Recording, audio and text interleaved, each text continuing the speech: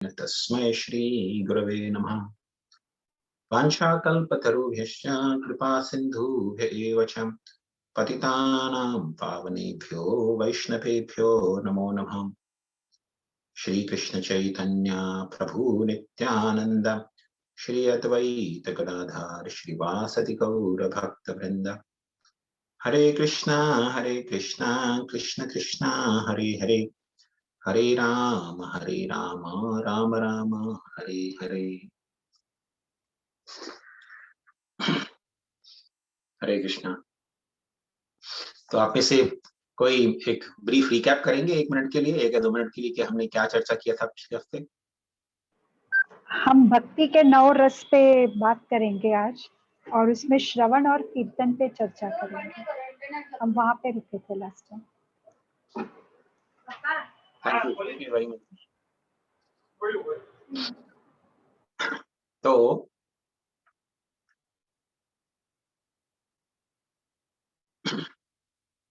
अब चिंतन करने योग्य बात यह है कि शुकदेव गोस्वामी परीक्षित महाराज को भागवत कथा सुना रहे हैं, हालांकि जबकि परीक्षित महाराज के पास केवल 7 दिन का समय बाकी है। तो 7 दिन में उनकी मृत्यु होने वाली है। तो इसीलिए शुकदेव गोस्वामी केवल भगवान की भक्ति के बारे में नहीं बता रहे, पहले शुरुआत कर रहे हैं वो ऐसी चीजों से जो इस जगत में लोगों को बहुत भाती है, और कई बार लोग समझते हैं कि यही हमारे जीवन का उद्देश्य होना चाहिए।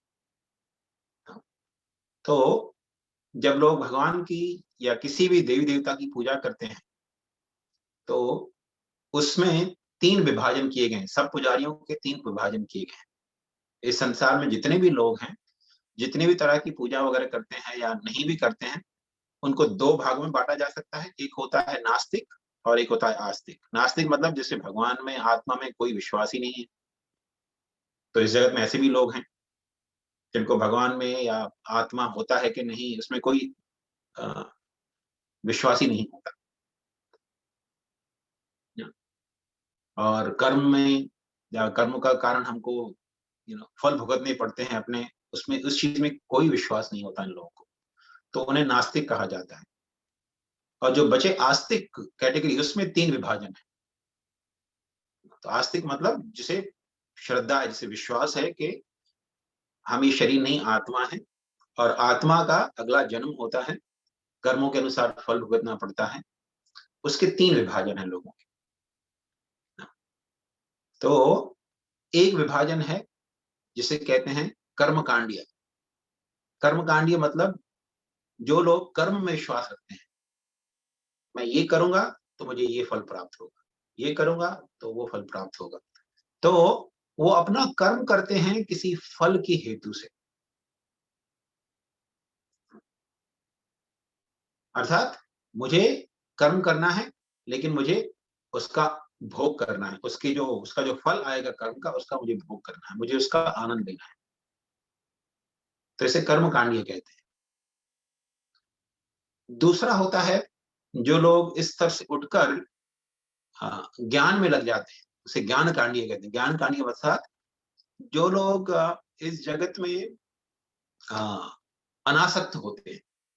तो कर्म कांडीय में अलग अलग कैटेगरीज के आते हैं। कुछ लोग देवी देवताओं की पूजा करते हैं, अलग अलग देवताओं की पूजा करते हैं, कोई इंद्र की, कोई चंद्र की, कोई शिव जी की, कोई दुर्गा की, कोई गणेश की। ये सब के सब लोग कर्म कांडीय कैटेगरी में आते हैं।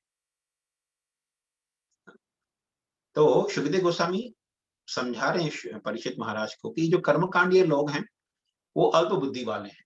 तो भगवान की गीता में कहते हैं कि अल्प मेधसाम, जो उनकी बुद्धि बहुत कम होती है, मतलब कम बुद्धि वाले लोग होते हैं, वो क्या करते हैं, नाना देवी देवताओं की पूजा करते हैं। तो देवी देवताओं की पूजा करने वाले को अल्प बुद्धि क्यों कहा गया है? क्योंकि भगवान बताते हैं गीता में कि क्षीणे पुण्य मर्त्य लोकम विशंति, क्योंकि इन देवी देवताओं की पूजा करके पुण्य प्राप्त होता है, और पुण्य के द्वारा व्यक्ति स्वर्ग लोक में जाता है या अन्य ऊपर के लोकों में जाता है, जहां पे उन्हें बहुत फैसिलिटी मिलती है जीवन का सुखी तरह से निर्वाह करने के लिए। धन संपत्ति की कमी नहीं, पति या पत्नी या बच्चे बहुत ही अच्छे रहेंगे, सब सब आज्ञाकारी रहेंगे, सब कुछ अच्छा रहेगा जीवन। तो इसे स्वर्ग माना जाता है। स्वर्ग मतलब जहाँ पे प्रचुर मात्रा में जीवन का आनंद लेने का फैसिलिटी हो। लेकिन जब स्वर्ग में बैंक बैलेंस हमारा खत्म हो जाता है, जिस पुण्य के कारण हम स्वर्ग गए थे, जैसे ही वो खत्म हो जाता है तो वहां से फिर पतन होता है इस भूतल पे, वापस इस पृथ्वी पे आकर वापस पुण्य करने पड़ते हैं। जैसे मान लीजिए कोई व्यक्ति है ना, 6 महीने काम करता है ना, साल भर काम करता है, साल भर के बाद एक छुट्टी लेता है, 10 दिन का वेकेशन। पूरा साल भर काम किया, थोड़ा पैसा इकट्ठा किया, अभी 10 दिन के लिए वेकेशन जाएंगे, 10 दिन जाके वेकेशन वगैरह करके आएंगे, खूब आनंद वगैरह लेके वापस इधर आते हैं, काम पे लग जाते हैं, 1 साल काम करेंगे, वापस फिर एक 10 दिन का छुट्टी लेंगे, वेकेशन पे जाएंगे। तो ये कर्मकांडी जो लोग हैं, वो इसी चेतना के शिकार होते हैं। मुझे कर्म करना है ताकि मैं स्वर्ग जाऊं, वहां पे थोड़ा एंजॉय करके वापस जैसे ही बैंक बैलेंस खत्म हुआ वापस नीचे आ जाएंगे। त्रैविद्या माम सोमपापूत पापा यज्ञ इष्टा स्वर्गतिम प्रार्थयन्ते ते पुण्यमासाद्य सुरेंद्र लोकम अश्नन्ति देवा दिवि देव भोगान। भगवान कहते हैं कि जो लोग 3 वेदों का पालन करते हुए कर्मकांड के कार्य करते हैं, वो स्वर्गलोक में जाते हैं और स्वर्गलोक में जाकर इंद्र के राज्य में बैठकर नाना प्रकार के भोग करते हैं। अश्नन्ति दिव्यान दिवि देव भोगान। ऐसे ऐसे भोग होते हैं स्वर्गलोक में जिसकी हम कल्पना भी नहीं कर सकते। इस पृथ्वी पर तो उसकी कल्पना भी नहीं की जा सकती। इस तरह के भोग होते हैं वहां पर। चाहे भोजन लीजिए, चाहे इंद्रिय स्पर्श लीजिए, हर तरह का भोग जो है वहां पे बहुत ही उसका सुंदर व्यवस्था है करने के लिए। लेकिन जैसे ही खत्म हो गया, क्षीणे पुण्य मर्त्य लोकम यदि, इस पृथ्वी लोक को मर्त्य लोक भी कहते हैं। मर्त्य लोक मतलब जहाँ पे सबकी मृत्यु होती है, दिखता है कि मृत्यु हो गई। तो आ, तो अल्प बुद्धि वाले लोग केवल कर्म कांड में लगे रहते हैं,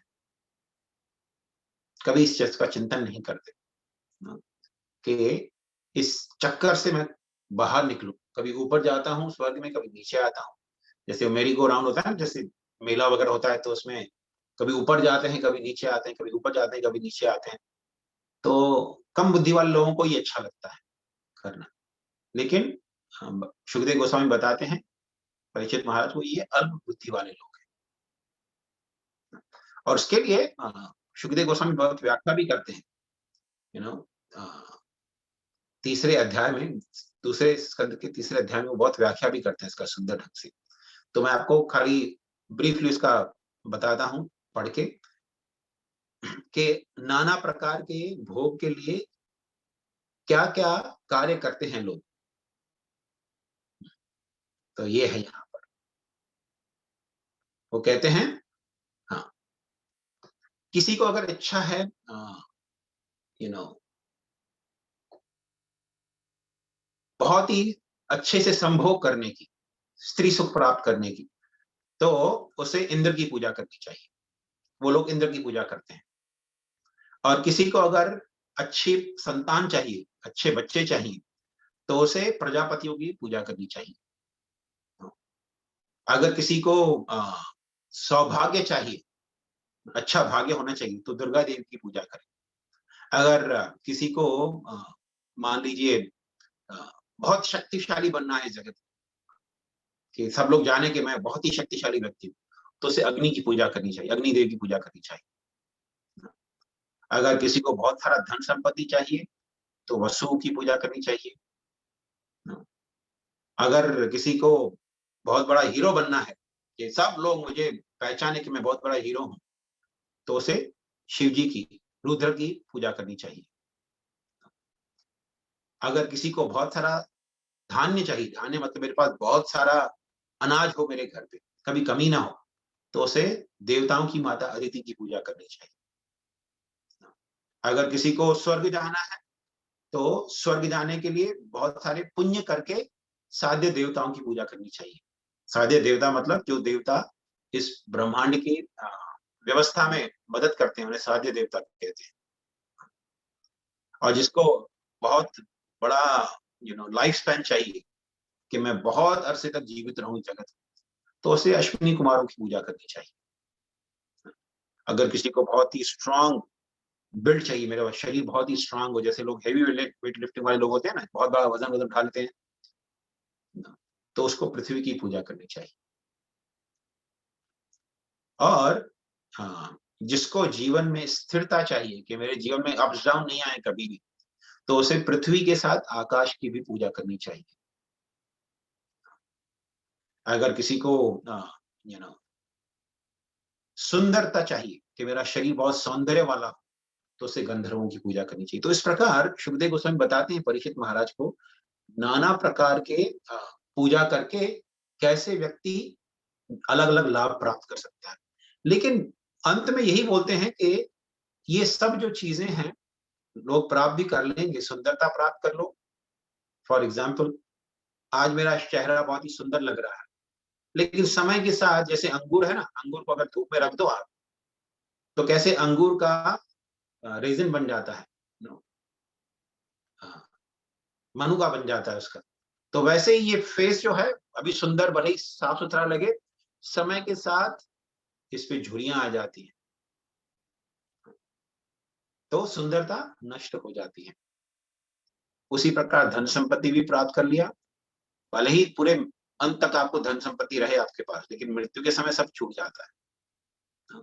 तो इस प्रकार सारी जो चीजें इकट्ठा करते हैं इस जगत में नाना प्रकार की, वो सब के सब नष्ट हो जाती है। इसीलिए भगवान कहते हैं कि जो लोग देवी देवताओं की पूजा करते हैं अलग अलग लाभ प्राप्त करने के लिए, वो सब कम बुद्धि वाले लोग हैं। और वही चीज सुखदेव गोस्वामी बताते हैं परीक्षित महाराज, क्योंकि परीक्षित महाराज के मन में कोई संशय नहीं होना चाहिए कि अरे मैंने ये देवी देवता की पूजा नहीं की, अरे मैंने इंद्र की पूजा नहीं की, अरे मैंने अग्नि को नहीं पूजा। नहीं, तो ये सारी पूजा की बात वो एक सुंदर श्लोक बताते हैं।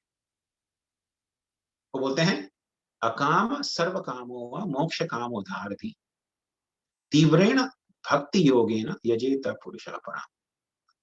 अगर आपके अंदर नाना प्रकार की कामनाएं हैं, मुझे केवल सुंदर नहीं बनना है, मुझे बलवान बनना है, मुझे अच्छी पत्नी अच्छे बच्चे चाहिए, अच्छा धन संपत्ति चाहिए, सब कुछ ये सारी इच्छाएं हो आपके अंदर, या आपके अंदर कोई भी इच्छा ना हो, मुझे इस संसार का कोई चीज नहीं चाहिए, भले आप अनासक्त हो, तो अकाम सर्व काम हुआ। जिसके व्यक्ति के अंदर अकाम मतलब कोई चीज का कामना नहीं है, और सर्व काम जिस व्यक्ति के अंदर सारी कामनाएं हैं, मुझे सब कुछ चाहिए जगत का, और मोक्ष काम किसी व्यक्ति की इच्छा है कि मुझे मोक्ष प्राप्त करना है जगत से, उधार दी, अगर ये इनमें से कोई भी व्यक्ति उधार धी मतलब बुद्धि वाला है, जिसके पास बहुत ज्यादा बुद्धि है, मतलब बहुत ही बुद्धिमान व्यक्ति है, तो वो क्या करेगा, तीव्रेण भक्ति योगेन, तीव्र भक्ति योग के द्वारा, अलग अलग प्रकार के योग होते हैं, तो बोलते हैं भक्ति योग द्वारा। तो कर्म योग होता है, ज्ञान योग होता है, और भक्ति योग भी होता है। तो सुखदेव गोस्वामी बोलते हैं भक्ति योग के द्वारा उस व्यक्ति को भगवान की पूजा करनी चाहिए। तीव्रेण भक्ति योगेन यजेत, यजेत मीन्स यजन करना, भगवान का पूजा करना, यजेत पुरुष, परम पुरुष का, परम पुरुष भगवान श्री कृष्ण को कहा जाता है, तो उनकी पूजा करनी चाहिए उस व्यक्ति को।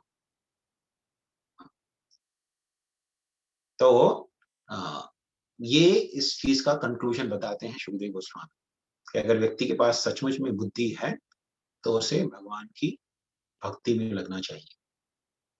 और जैसे हमने चर्चा किया, भक्ति के 9 प्रकार है, श्रवणम कीर्तनम विष्णु, तो पिछली बार हमने चर्चा किया सुनना, भगवान के बारे में सुनना और बोलना, जैसे आप लोग सुन रहे हैं और मैं बोल रहा हूं।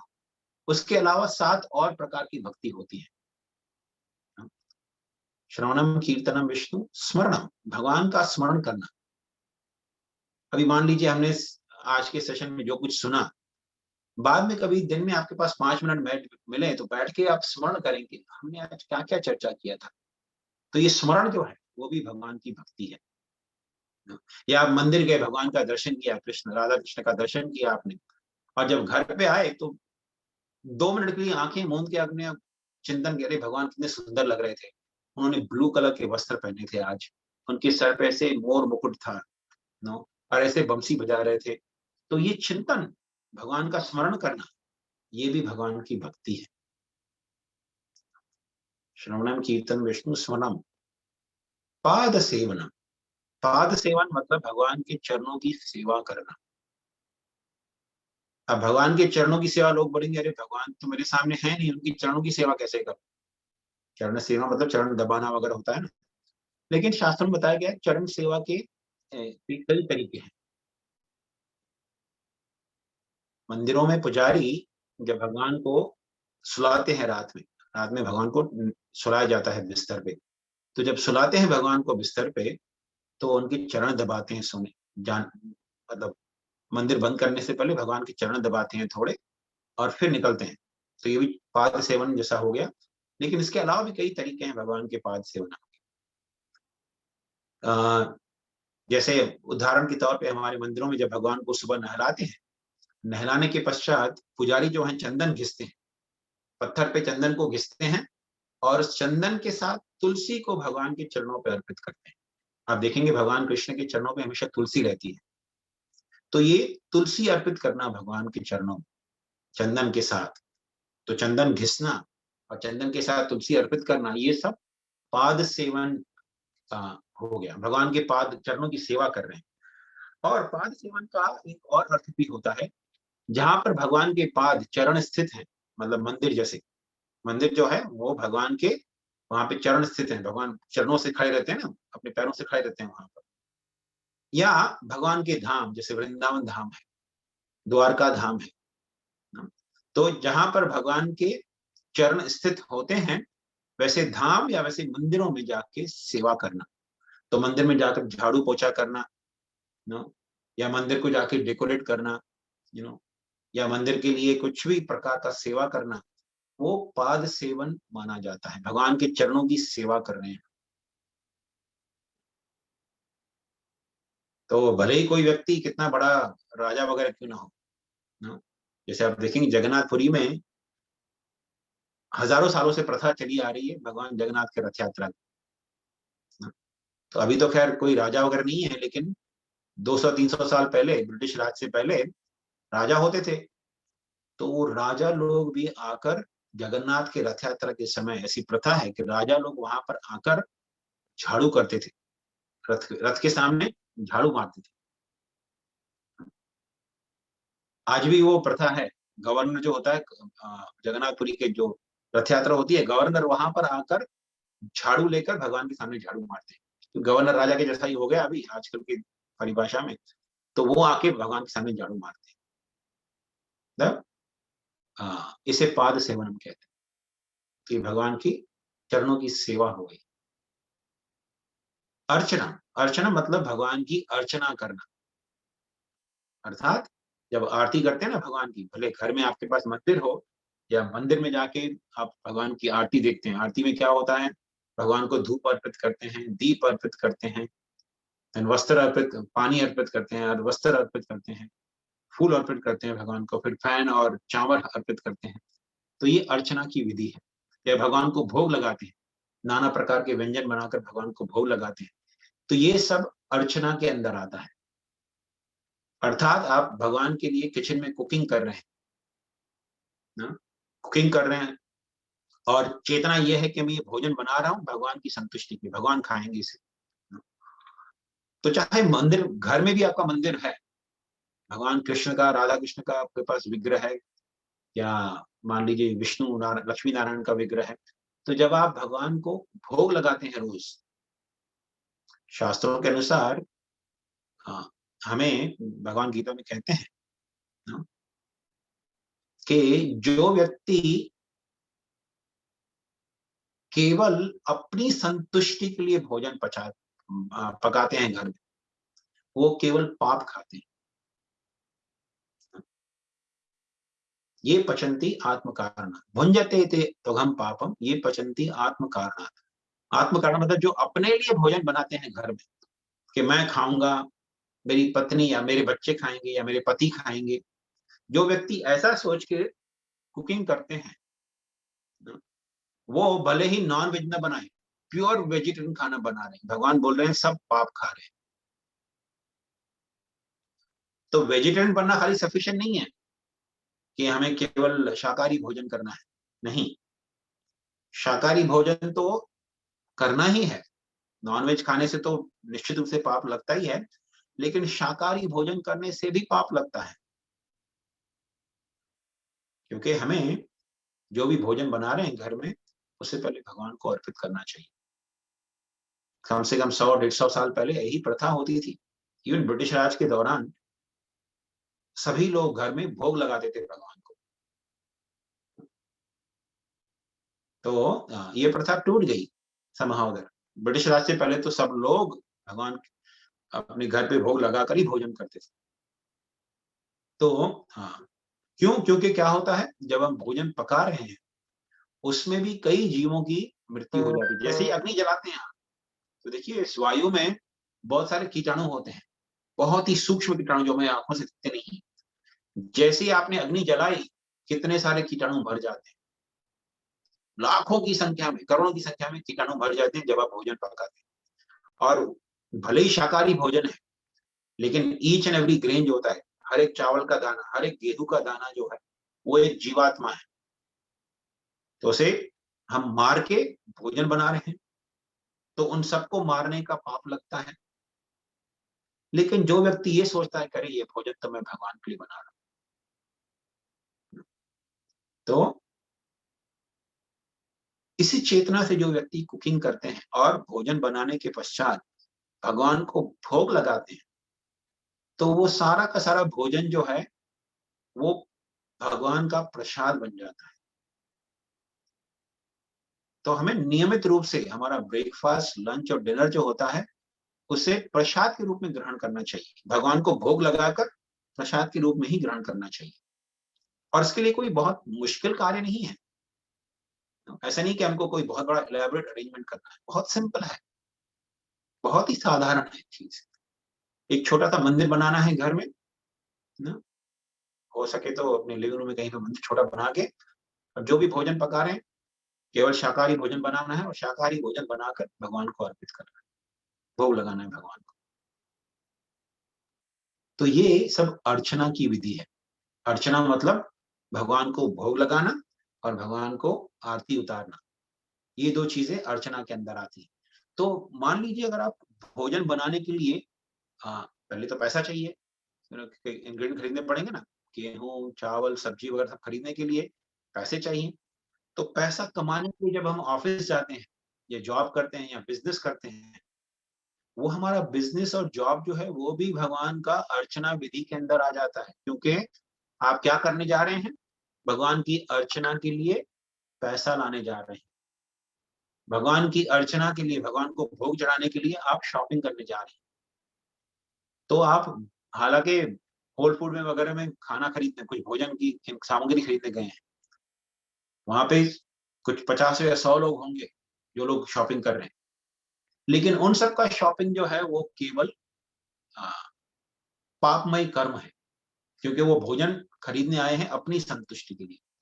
लेकिन जब आप जाते हैं वहां पर इस चेतना से कि अरे मैं इस भोजन से तो भगवान के लिए सुंदर व्यंजन बनाऊंगा, तो आपका शॉपिंग एंडेवर जो है, होल फूड में जाकर या किसी भी ग्रोसरी स्टोर में जाकर आप जो भी खरीद रहे हैं, वो पूरा एंडेवर भी भगवान की भक्ति बन जाता है। कितना सुंदर व्यवस्था है भगवान की कृपा से। आप भगवान की भक्ति किसी भी स्थिति में कर सकते हैं। शॉपिंग कर रहे हैं, वो भी भगवान का भक्ति हो सकता है। बिजनेस कर रहे हैं, वो भी भगवान का भक्ति हो सकता है। हर स्थिति हमारे जीवन का भगवान की भक्ति हो सकता है, अगर हम अपनी चेतना को थोड़ा बदल दें तो। बस मैं और मेरा परिवार से अगर हम भगवान को केंद्र बना लें अपने जीवन का, तो ये भगवान का भक्ति बन जाता है। अर्चना, वंदनम, वंदनम मतलब भगवान को प्रार्थना करना। कई बार जीवन में समस्या आती है तो लोग जाके भगवान को प्रार्थना करते हैं, अरे भगवान मेरा ग्रीन कार्ड बनवा दो, अरे भगवान मेरी बेटी का विवाह नहीं हो रहा है, कोई तो अच्छा लड़का भेज दो, अरे मेरे बेटे की शादी नहीं हो रही है, भगवान कुछ तो कर दो अरेंजमेंट, मैं आप पे इतना प्रसाद चढ़ा, इतना भोग चढ़ाऊंगा, ये चढ़ाऊंगा आपके ऊपर, वो चढ़ाऊंगा। तो ऐसे तो लोग प्रार्थना करते ही हैं जाकर, लेकिन भगवान को किसी भी प्रकार की प्रार्थना करना, ये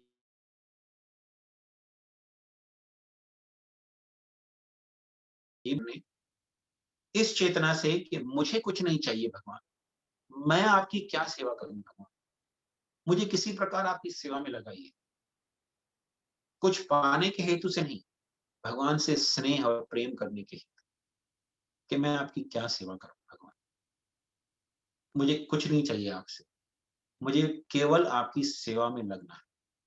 तो इस चेतना से अगर कोई जाके प्रार्थना करता है भगवान को, तो उसे भक्ति माना जाता है। बाकी अगर आप भगवान को जाके प्रार्थना कर रहे हैं, वो भी ठीक है, अच्छी बात है, जाके भगवान को प्रार्थना करना, कि किसी हेतु से हम भगवान को प्रार्थना कर रहे हैं, लेकिन वो मोर और लेस बिजनेस माना जाता है। उसमें भी शुद्धिकरण होता है, लेकिन बहुत धीरे-धीरे शुद्धिकरण होता है उससे। लेकिन जो व्यक्ति भगवान के सामने जाके प्रार्थना करता है, भगवान मुझे कोई सेवा दीजिए आपके लिए, मैं आपके लिए क्या करूं, तो उससे भगवान बहुत संतुष्ट होते हैं। तो अर्चना, वंदनम, दास्यम, दास्य भाव से भगवान की सेवा करना, कि भगवान इस घर के स्वामी हैं, मैं उनका सेवक हूं, दास्य भाव से भगवान की भक्ति करना। तो इस प्रकार नवदा भक्ति होती है। और दो हैं सख्यम आत्मनिवेदनम, भगवान को सखा भाव से सेवा करना, कि भगवान मेरे मित्र हैं। जैसे अर्जुन, अर्जुन भगवान को अपने सखा मानते हैं, और भगवान उनको बोल रहे हैं कि अर्जुन तुम युद्ध करो, मारो अपने पितामह को, मारो अपने गुरुजनों को और स्वजनों को, सबको मारो। तो भगवान की सेवा के हेतु वो अपने स्वजनों का वध कर रहे हैं, क्योंकि भगवान की इच्छा है। तो ये भी भगवान का भक्ति है, सख्य भाव में भगवान का सखा बनकर उनकी सेवा करना। और आत्मनिवेदन मतलब अपने आप को ही भगवान को समर्पण कर देना, ये भगवान मैं ही आपका हो गया। उसका चर्चा आएगा भागवत में, इसका एक उदाहरण भी है। बाद में जब भागवतम का 8वें स्कंद पे आएंगे तो चर्चा करेंगे कि कैसे आत्मनिवेदनम का उदाहरण है बलि महाराज का, 8वें स्कंद में आती है इसकी चर्चा। तो इस प्रकार नवदा भक्ति होती है। तो सुखदेव गोस्वामी जो है परीक्षित महाराज को कह रहे हैं कि हे परीक्षित महाराज, आपको भगवान कृष्ण की भक्ति में तीव्र भाव से लग जाना चाहिए, क्योंकि आपकी मृत्यु होने वाली है 7 दिन में, तो आपको तीव्र भाव से भगवान की भक्ति में लगना चाहिए। लेकिन जो लोग भगवान की भक्ति में नहीं लगते हैं, उनकी तुलना नाना प्रकार के पशुओं से करते हैं सुखदेव गोस्वामी। सुखदेव गोस्वामी कहते हैं, श्वविडवर उष्ट्रखर समस्तुता पुरुष पशु, न यत्र कणो पठोपेत जातु नाम गदावृत। तो कई बार लोगों को लगता है कि अरे साधु महात्मा तो कभी गाली नहीं देते, लेकिन साधु महात्मा भी कई बार आ, आ, कड़े शब्दों का इस्तेमाल करते हैं। वो ऐसा नहीं कि ईर्ष्यावश करते हैं, अरे मुझे इस व्यक्ति से ईर्ष्या है इसलिए उसको गाली दो रहा। वो कई बार तीव्र शब्दों का इस्तेमाल करते हैं केवल व्यक्ति को जगाने के लिए, क्योंकि व्यक्ति, जैसे हमने चर्चा किया ना, कैसे धृतराष्ट्र जो थे वो निर्लज होकर पांडवों के साथ रह रहे थे। कुरुक्षेत्र का युद्ध समाप्त होने के पश्चात उनके नाना प्रकार की उन्होंने कॉन्स्पिरेसी की थी पांडवों को मारने के लिए, और यहाँ तक कि युद्ध भी किया उनके साथ, उनके 100 पुत्र मारे गए, फिर भी निर्लज होकर रह रहे थे पांडवों के साथ। तो उनको उस स्त्री से जगाने के लिए, जोड़ने के लिए विदुर ने कड़े शब्दों का इस्तेमाल किया। तो उसी प्रकार सुखदेव गोस्वामी भी थोड़े कड़े शब्दों का इस्तेमाल कर रहे हैं। वो बोलते हैं कि जो व्यक्ति कुत्ते, सुअर, गधे और ऊंट जैसी चेतना रखते हैं, श्व विड वर उष्ट्र खरय, श्व मतलब कुत्ता, विड वरा मतलब, विड मतलब विष्ठा खाने वाला, विड विष्ठा को बोलते हैं, जो हमारा पॉटी निकलता है उसे विड कहते हैं संस्कृत। तो विड वरा मतलब सुअर। तो विष्ठा खाने वाला सुअर जो है, उष्ट्र, उष्ट्र मतलब ऊंट, और खर मतलब गधा। श्व विर्वष्ट्र खर समस्तुता पुरुष पशु। वो बोलते हैं जो लोग इस संसार में कुत्ते, सूअर, गधे और ऊंट जैसा चेतना रखते हैं, वो ऐसे ही लोगों की गुणगान करते हैं। मतलब जो मेरे से अधिक बेटर कुत्ते की चेतना रखने वाला है, उसका गुणगान करते हैं। जो मेरे से बेहतर सूअर की चेतना रखने वाला है, उसका गुणगान करते हैं। तो ये 4 पशुओं का तात्पर्य क्या है? क्यों इन चारों पशुओं का नाम ले रहे हैं? क्योंकि साधु महात्मा जब कोई शब्द इस्तेमाल करते हैं, तो सोच समझ कर इस्तेमाल करते हैं। तो श्रील प्रभुपाद जी इसका बहुत सुंदर व्याख्या करते हैं कि क्यों सुखदेव गोस्वामी मनुष्यों की जो भगवान की भक्ति में नहीं लगते, उनकी तुलना इन 4 पशुओं से कर रहे हैं। इन चारों पशुओं के अंदर कुछ खास चीज है जिसकी तुलना कर रहे हैं वो मॉडर्न सभ्यता के लोगों से। कुत्ता, अब कुत्ता का देखिए स्वभाव है, कुत्ते को हमेशा एक स्वामी की आवश्यकता पड़ती है। कुत्ता हमेशा जैसे कहते हैं, जैसे हिंदी में कहावत है, तलवे चाटता है, कुत्ते की तरह तलवे चाटता है ना।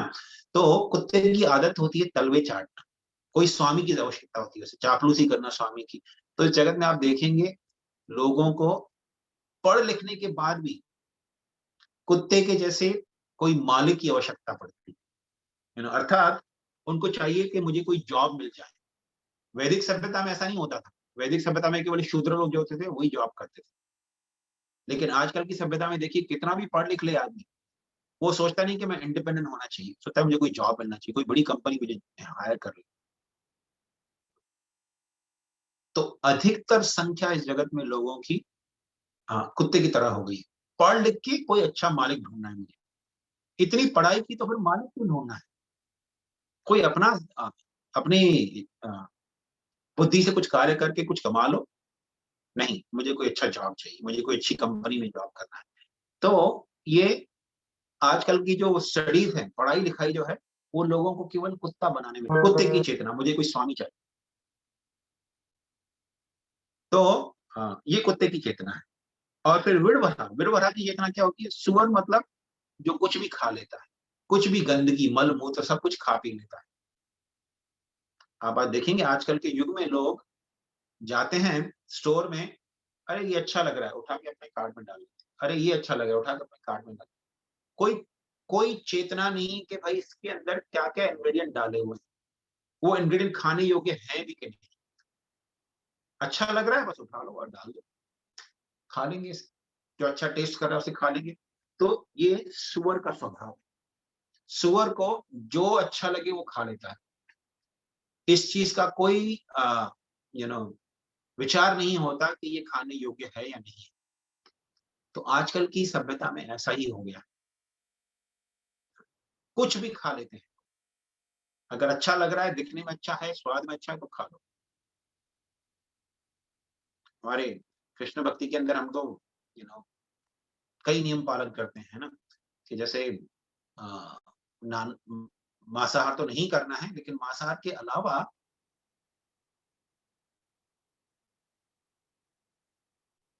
अच्छा, अभी सबको सुनाई दे रहा है मेरा ऑडियो? आवाज सुनाई दे रहा है कि नहीं?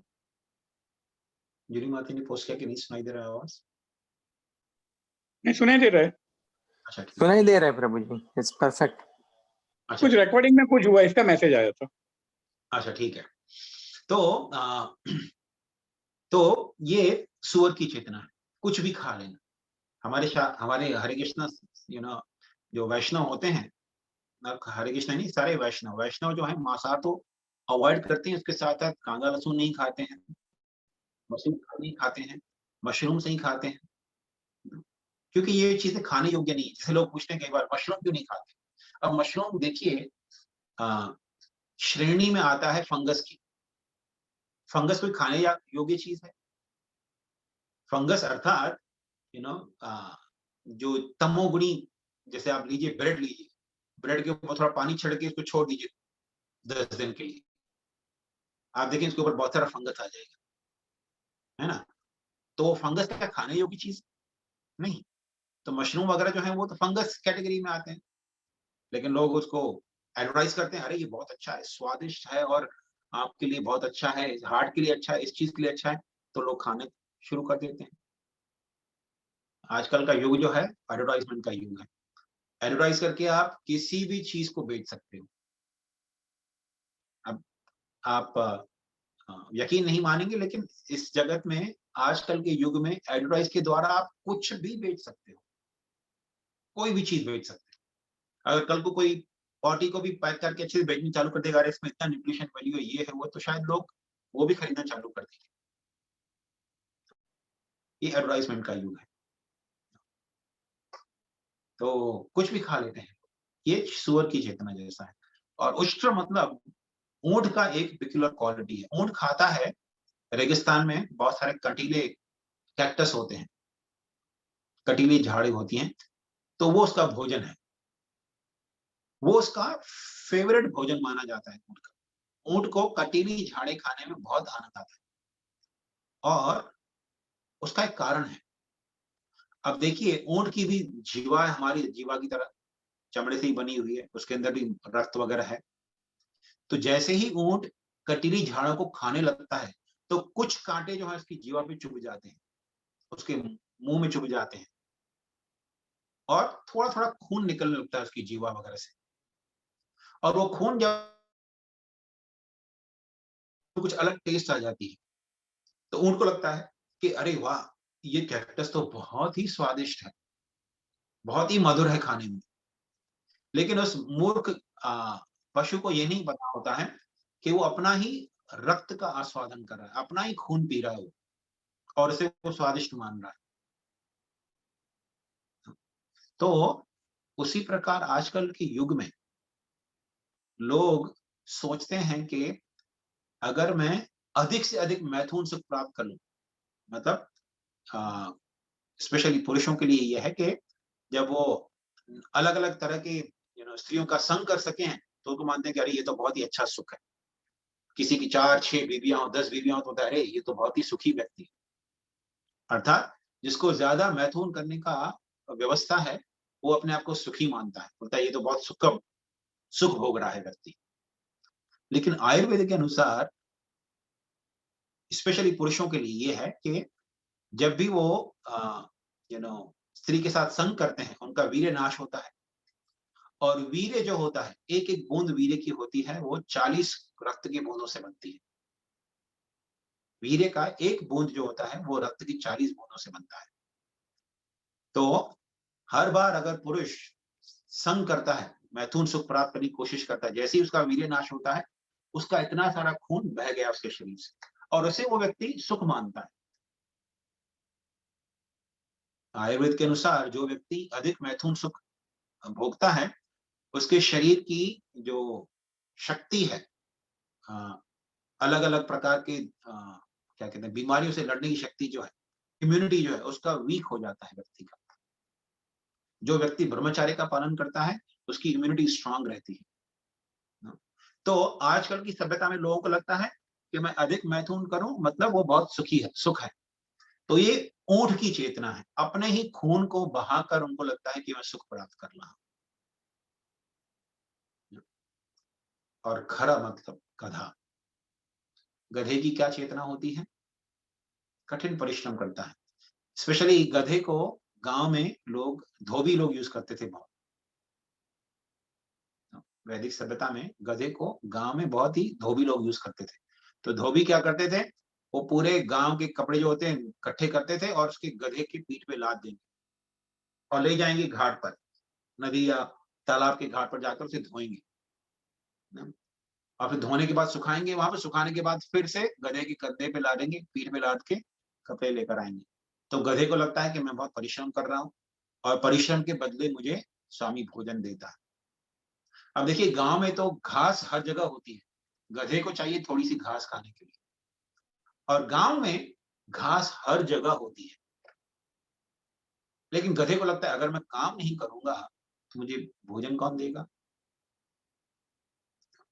तो मॉडर्न सभ्यता में यही लगता है लोगों को, अगर मैं काम काज नहीं करूंगा तो भोजन कैसे प्राप्त होगा मुझे। भोजन के लिए काम तो करना पड़ेगा ना, पापी पेट का सवाल है, लोग बोलते हैं सब। लेकिन मैं आपको बताऊं, इस जगत में बहुत सारे ऐसे भी लोग हैं जो कभी काम काज नहीं करते हैं, तो भी उनको भोजन मिल जाता है। खास करके कई संत महात्मा होते हैं जो हिमालय में रहते हैं। हिमालय में तो कुछ ऐसा लगता है भोजन कोई व्यवस्था ही नहीं है, लेकिन उनको भी भोजन मिल जाता है। भोजन हर एक प्राणी के लिए भगवान ने व्यवस्था किया हुआ है। यहां तक के व्यक्ति का जन्म बाद में होता है, लेकिन उसके भोजन की व्यवस्था पहले हो जाती है। जैसे देखिए, छोटा बच्चा जैसे ही जन्म लेता है, जन्म से 5 मिनट पहले मां के स्तन में कोई दूध नहीं होता, लेकिन जैसे ही बच्चा गर्भ से बाहर आ गया, दूध अपने आप आ जाता है स्तन में। ऐसा नहीं कि डॉक्टर कोई दवाई दिया मां को कि भाई ये पिल लो तो आपको दूध आने लगेगा, नहीं। जैसे ही बच्चे का जन्म हुआ, दूध आना चालू हो गया, है ना। जन्म से 5 मिनट पहले कोई दूध नहीं, लेकिन जैसे ही जन्म हो गया, दूध बहना चालू हो जाता है। तो ये भगवान की व्यवस्था है। इस जगत में हर एक प्राणी के लिए भगवान ने भोजन की व्यवस्था की हुई है। जैसे एक सुंदर कथा भी आती है फिर शास्त्रों में कि एक बार द्वारका में रुक्मिणी देवी बोली भगवान को कि भगवान आप यू नो हर एक प्राणी का भोजन का व्यवस्था करते थे। भगवान बोले हाँ, मैं हर एक प्राणी का भोजन कर व्यवस्था करने के पश्चात ही भोजन करता हूँ। तो रुक्मिणी ने सोचा कि आज मैं भगवान की परीक्षा लूंगी। तो उन्होंने क्या किया, भगवान भोजन के लिए आते थे दोपहर में खाने के लिए, तो उससे पहले उन्होंने सुबह में ही एक चींटी को एक छोटी सी डब्बी के अंदर बंद कर दिया, और बंद कर दिया डब्बी को, सील कर दिया कि भाई चींटी बाहर ना आ सके, ठीक है। और फिर भगवान को भोजन परोसा, भगवान ने खाया भोजन अच्छे से। तो बोली भगवान आप तो बोलते हैं कि आप हर एक प्राणी का भोजन का व्यवस्था करने के पश्चात या भोजन करते हैं। भगवान बोला हाँ बिल्कुल, ये सत्य है। बोले लेकिन एक प्राणी को आज भोजन नहीं मिला है। भगवान ने बोला ऐसा हो ही नहीं सकता। बोले नहीं, मैं दिखाती हूँ। मैंने एक चींटी को डब्बी में बंद कर दिया था। तो भगवान ने बोला ठीक है, डब्बी खोल के देख लो उसको भोजन मिला है कि नहीं। तो जैसे ही उसने डब्बी खोली, देखा चींटी एक छोटे चावल के दाने के ऊपर बैठी हुई।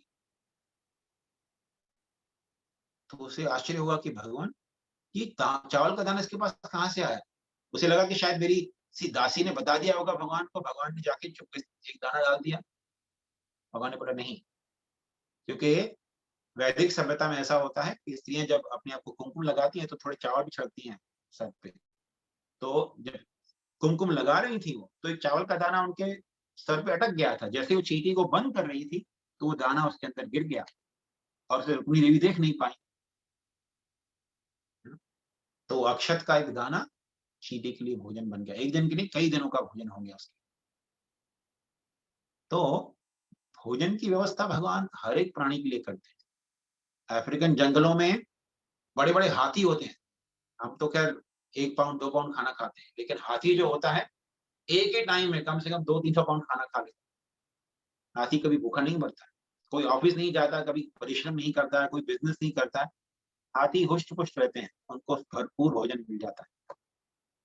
ये केवल मनुष्यों के अंदर ही कई बार जो गधे की चेतना आ जाती है, उनको लगता है यार मैं काम नहीं करूंगा तो भोजन नहीं मिलेगा। तो इसलिए शुभदेव गोस्वामी तुलना कर रहे हैं। और भी कई पशुओं से तुलना की है, लेकिन हम ज्यादा डिटेल में नहीं जाएंगे।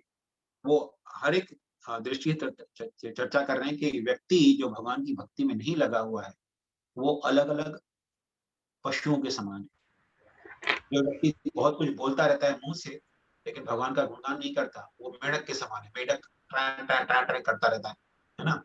बारिश के मौसम में बहुत साउंड आता है, ट्रैं ट्रैं ट्रैं ट्रैं, बहुत आवाज करते रहते हैं। लेकिन उससे केवल एक ही चीज होती है, शाम को पता चलता है कि ये मेढक है, यहाँ पर जाकर उसे खा लेता है ना। तो इसी प्रकार सुखदेव गोस्वामी नाना प्रकार से तुलना करते हैं मनुष्यों की जो भगवान की भक्ति में नहीं लगते, वो किस प्रकार पशु के समान।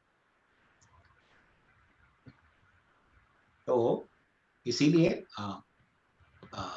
हर एक व्यक्ति को, बुद्धिमान व्यक्ति को भगवान की भक्ति में लगना चाहिए। तो सुखदेव गोस्वामी इस प्रकार परीक्षित महाराज को प्रोत्साहन दे रहे हैं कि हे परीक्षित महाराज, अब आपके पास 7 दिन का समय है, तो आप पशु की तरह अपना जीवन नहीं बिताइए, आप भगवान की भक्ति में लगिए, मनुष्य की तरह जीवन बिताइए। क्योंकि मनुष्य को हिंदी में मानव भी कहा जाता है। माँ नवा, बहुत सुंदर शब्द है ये। नव मतलब नया और माँ मतलब नहीं। तो जो व्यक्ति परिश्रम करता है इस जीवन में कि मुझे नया शरीर प्राप्त ना हो, अगले जन्म वापस मुझे वापस जन्म नहीं लेना पड़े जगत में, मैं भगवान के धाम चला जाऊं, उसे मानव कहते हैं। मानव मतलब जो व्यक्ति नया शरीर न धारण करना पड़े उसके लिए कार्य करता है, उसे मानव कहते हैं। अन्यथा वो पशु के समान है। द्विपद पशु भगवान कहा है कि वो 2 पैरों वाला पशु है। तो अब हम यहाँ पर समाप्त करेंगे आज, 8:48 हो गया। तो किसी कोई प्रश्न हो तो पूछ सकते हैं।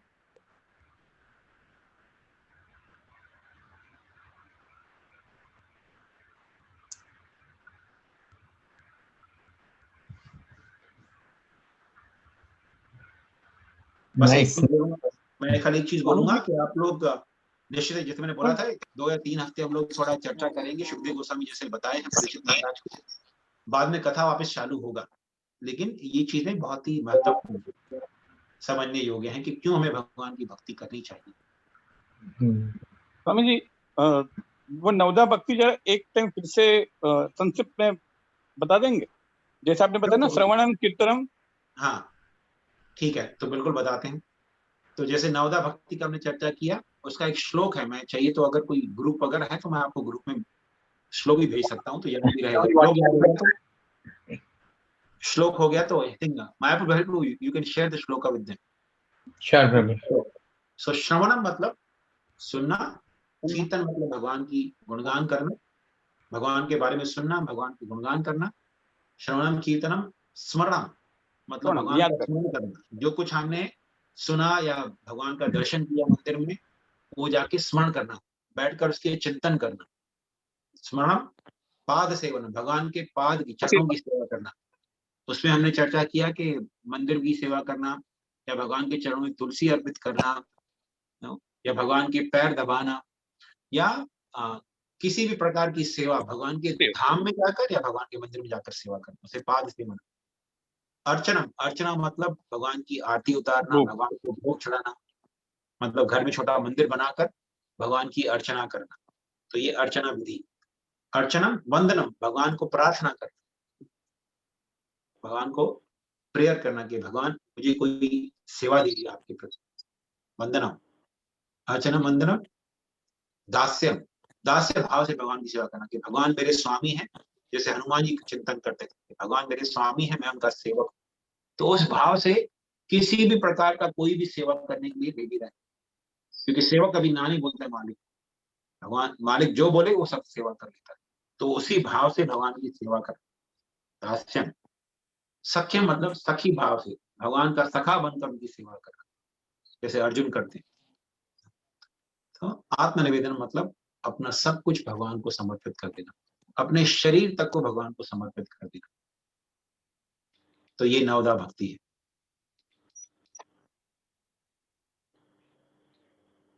बहुत अच्छी तरह आपने एक्सप्लेन किया है। बहुत टाइम मैंने पढ़ा है, बहुत टाइम समझने की कोशिश की है, लेकिन आज बहुत ही अच्छी तरह से आपने समझाया व्हाट इज नवदा भक्ति। शुक्रिया। किरण भाई, thank you Prabhu ji. Hare Krishna man, thank you. Thank you, Prabhu ji. Hare Krishna. Thank you. Hare Krishna. तो आई थिंक कोई प्रश्न नहीं है आगे, तो फिर हम यहाँ पे समाप्त करेंगे। Yes, yes. Okay. Hare